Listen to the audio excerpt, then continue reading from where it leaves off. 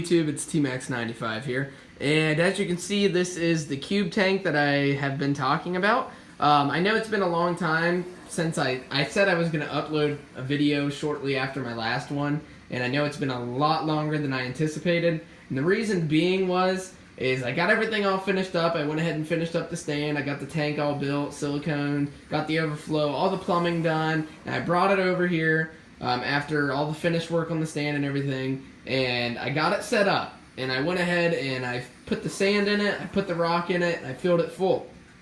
And I noticed that the outer edges, and what I mean by that is, like, if you look down this, I noticed on the other one that it bowed as soon as I filled it, and I said, man, that's really weird, I've never had a tank do that. And so it was up for like 4 hours, and it was like 1:30, 2 o'clock in the morning, and I went ahead and I came in here because I was going to shut the light off because I had the light on because I hadn't got to use it, so I went ahead and turned it on just to see what it looked like. And what happened was I came in and I noticed in the very front pane of the glass, like right around in this area, the tank had cracked. It had about a 2-inch crack in it, and I felt it with my nail, and I was like, that's when I knew instantly. I mean, I knew as soon as I saw it, it was a crack, and then I felt it with my nail, and then that's when it really sunk in. I could feel it, and I thought, oh God, it's gonna explode all over.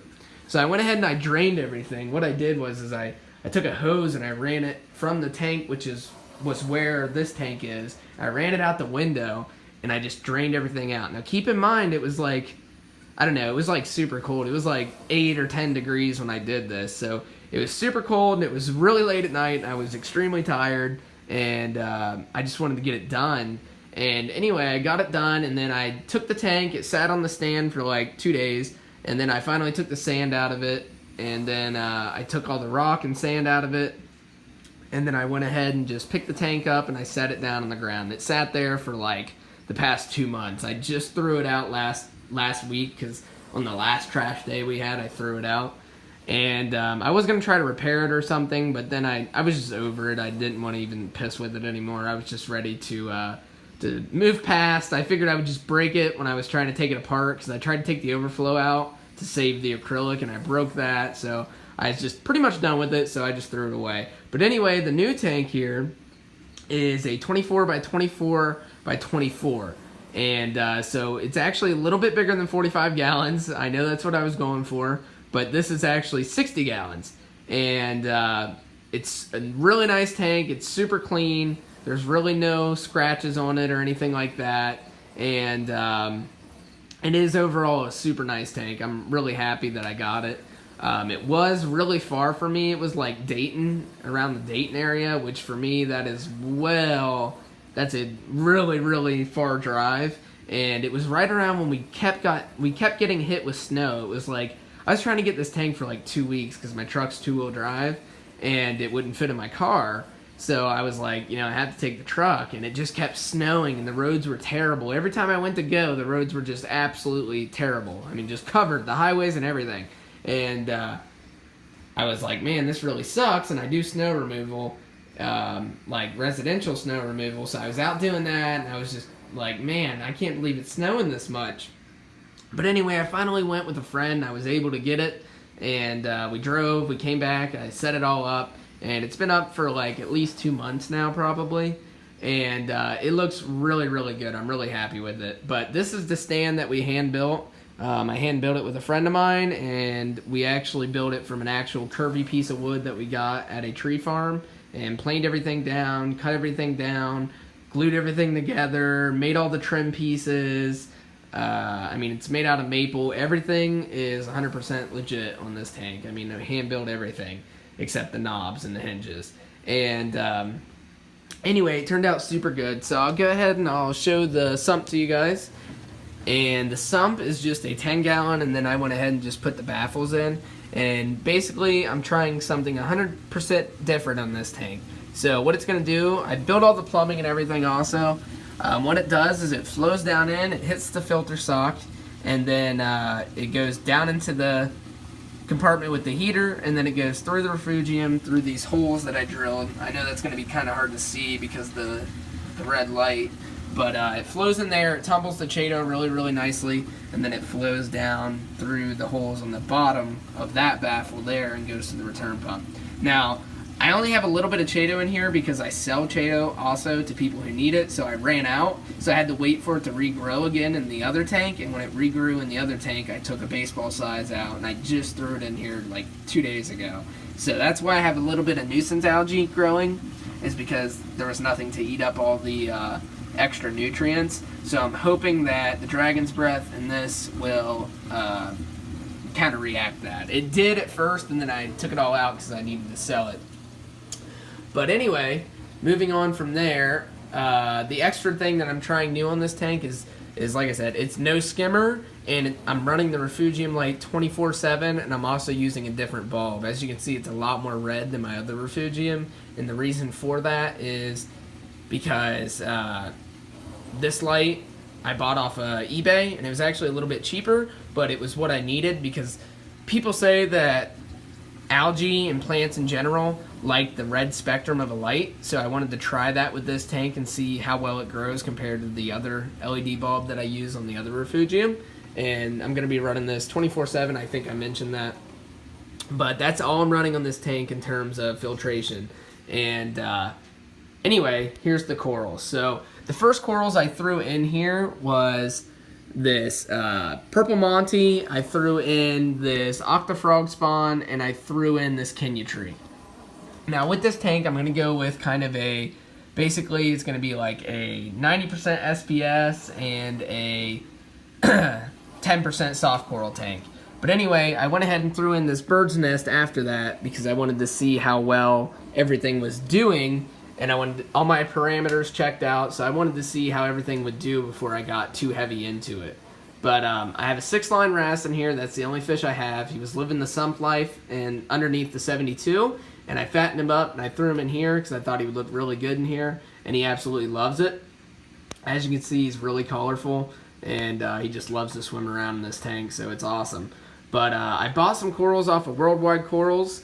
That's the first time I've ever done that. They are really nice corals, but they were super expensive, and the shipping was expensive, but that's to be expected. But the corals themselves were really pricey, but they're hand-picked pieces that they actually frag and then let grow out. And then most of the time, it's what you see is what you get. So the exact pieces I saw were the ones that I bought. So that's kind of cool too. But they turned out really nicely, and some of the pieces I got are rather rare, which you guys will see here in a second. But I'll go ahead and just work my way from left to right. So down in this corner, I have this, I think, mystery acropora that I have. It's just green. I got it on trade. And I also got that purple haze Monty right there. I got that on trade as well. And then from there, I'm going to skip a few for a second. I'll come back to them, and that's because they're kind of like the show pieces. But up here, this is a Worldwide Coral piece here. This is a tricolor acropora. I don't know how well it'll show up on the camera. I turned down the light because this iPhone picks up way too much blue spectrum, even though there's really no blue in it right now. And then beside that, I have a copper pavona, which I've never had pretty much most of these corals before in terms of these exact like strands. And then up from there, I have some zoas out of the nano tank. I'm trying to save them. They're the orange ones. That light just wasn't very powerful, and they were just kind of withering away. And then I have an octafrog spawn that was also in the nano. It was not doing very good either, so I went ahead and moved it in here. And then I have this octafrog spawn.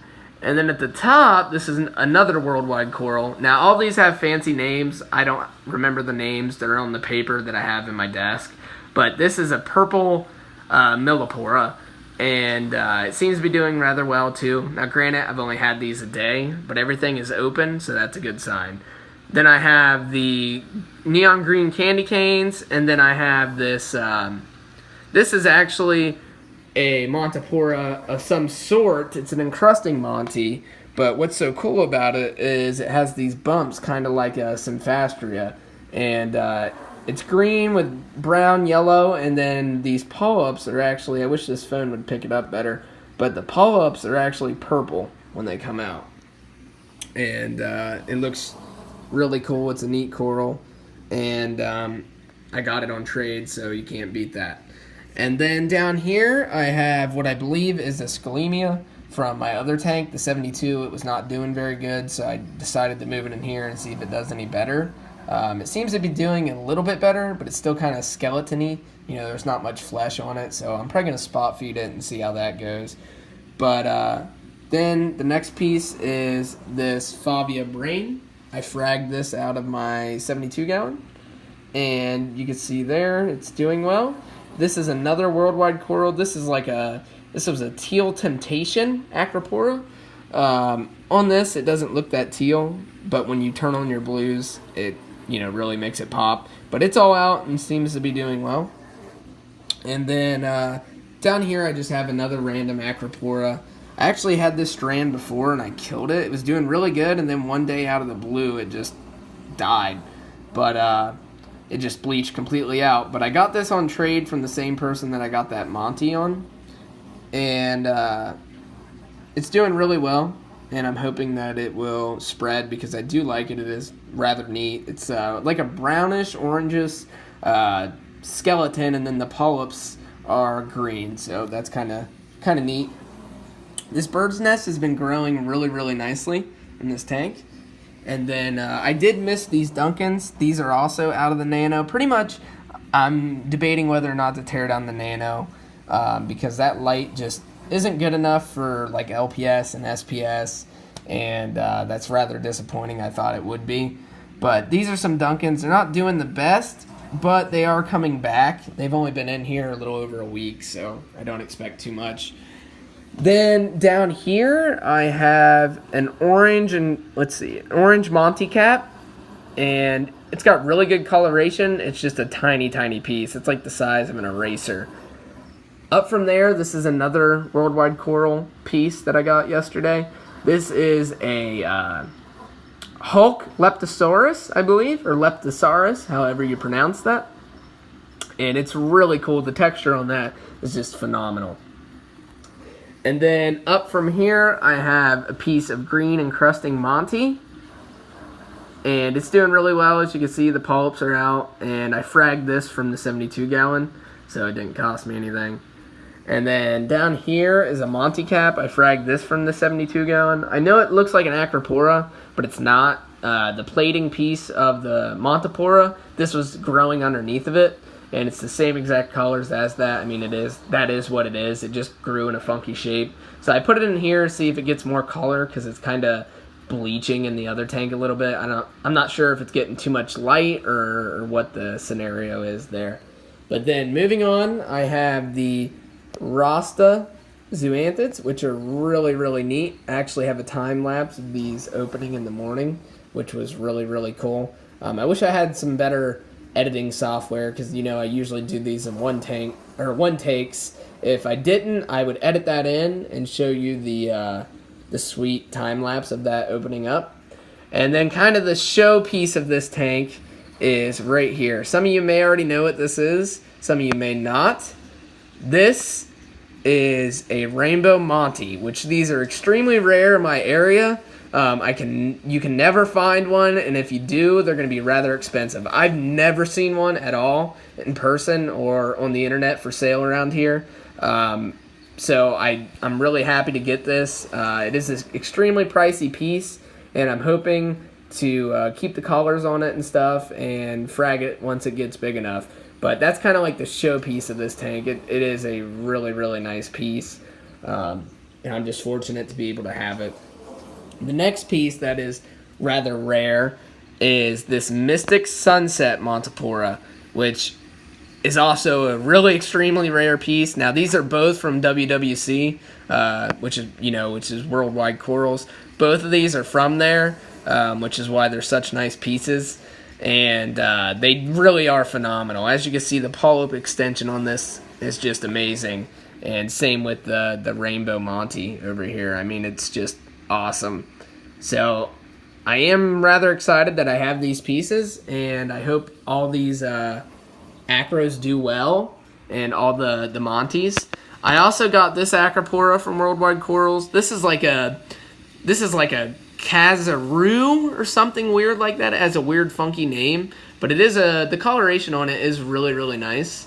And it's actually kind of one of the bigger frags compared to like this tricolor acro. I mean, this thing is tiny, and I paid way more for this than I did for that one up there.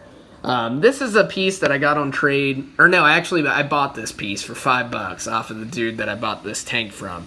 And in the other tank, it looks completely different because the T5s. In this one, it's not near as blue. The ends are more purple. And the actual base itself isn't near as bright.